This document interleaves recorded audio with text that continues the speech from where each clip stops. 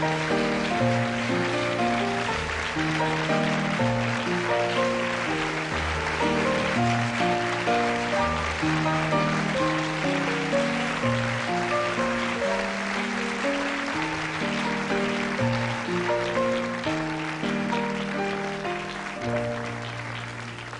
you. This is the frightening half of the program.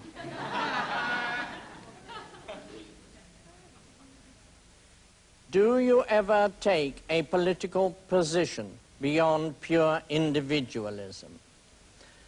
No, I don't really believe in politics. To me, politics is the art of making the inevitable appear to be a matter of wise human choice.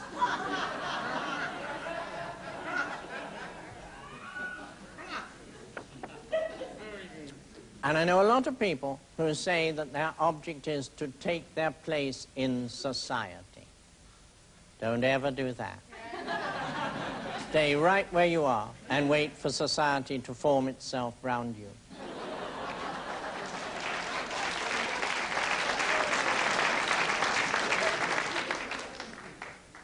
What advice do you give to those who are afraid of growing old? Can a senior citizen have a lifestyle? Oh, yes, indeed. You may know that Somerset Maugham was once asked to make a speech, and it began, "There are advantages in growing old." And then he paused.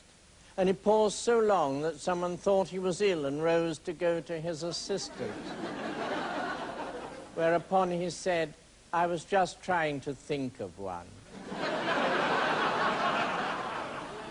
However, of course, it's not for me to go on where Mr. Maugham left off, but I do, and I will tell you the advantages of growing old. As it's toward the end of the run, you can overact appallingly.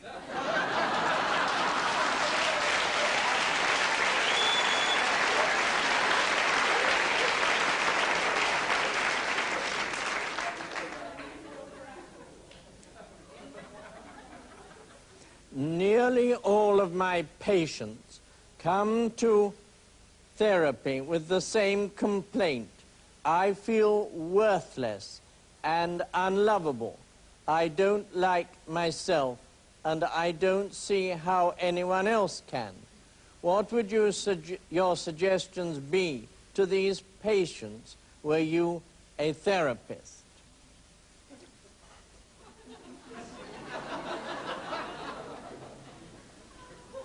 Well, of course, they're absolutely right.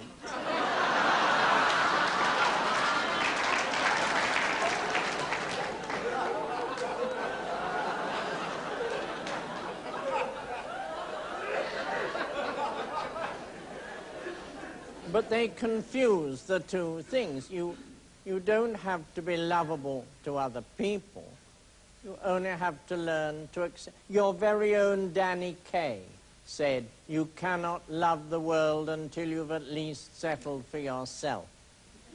And that's what you have to do. You have to push your neuroses around until they're in a place where they don't hurt.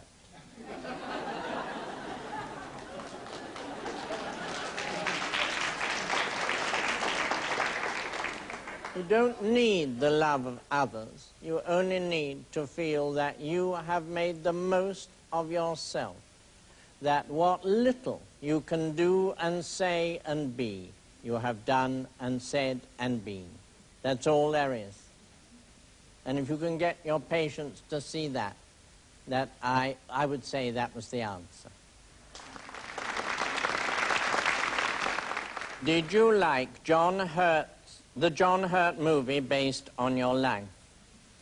I was amazed at it, absolutely stunned by it. But of course, first of all, I must say that no credit is due to me for the excellence of that program. The praise belongs to Mr. Mackey, who wrote it, to Mr. Gold, who directed it, and to Mr. Hurt, who has become my representative on earth.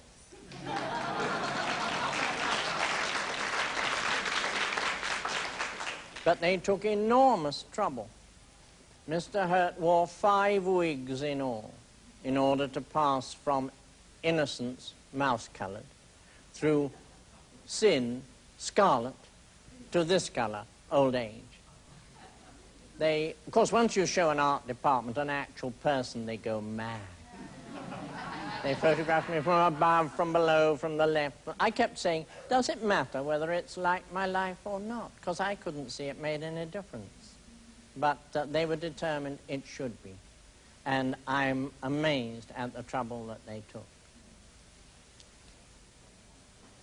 Did you ever in your life think you'd find yourself on stage entertaining?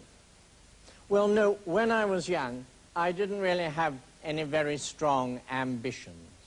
At a time when my brothers wanted to be icons of manliness, they wanted to be firemen and the captains of ships, I wanted to be a chronic invalid.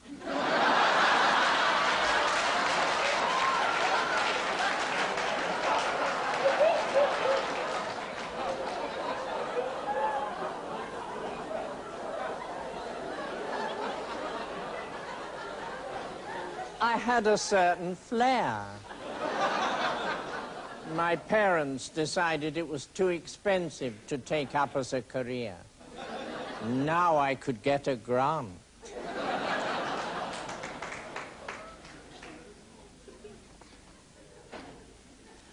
Do you think that Hitler had style? Now this is a question we often get asked, because people feel that style may be a kind of tyranny, something you force upon others. And it isn't. It's simply something you offer to others for their entertainment. But nevertheless, of course, Hitler did have style. If he did not, how would we now have a Germany full of elderly people saying, I can't think what came over me?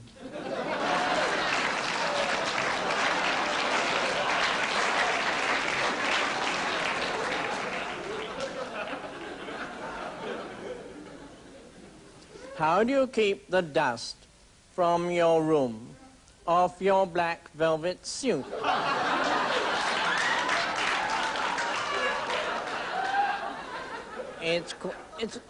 Everything is ordinary except that you'll have to jump in the air to put your trousers on.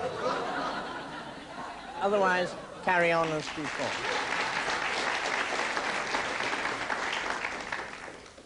The naked civil servant ends on a depressing note. Are you going to continue your biography in book form? Yes, indeed. I am already now writing a book which will describe everything that happened from the moment I stopped writing The Naked Civil Servant up till now. And it will be called How to Become a Virgin.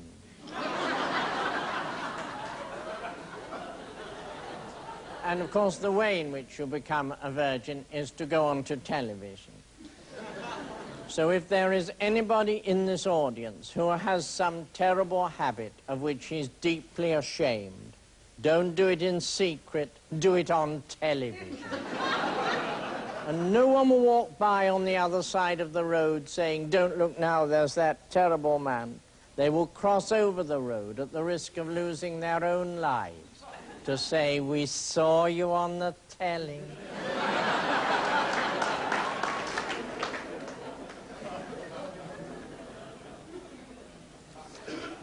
Wit seems such a part of your style. What is wit, and can I become a wit? Yes, indeed, it's quite easy.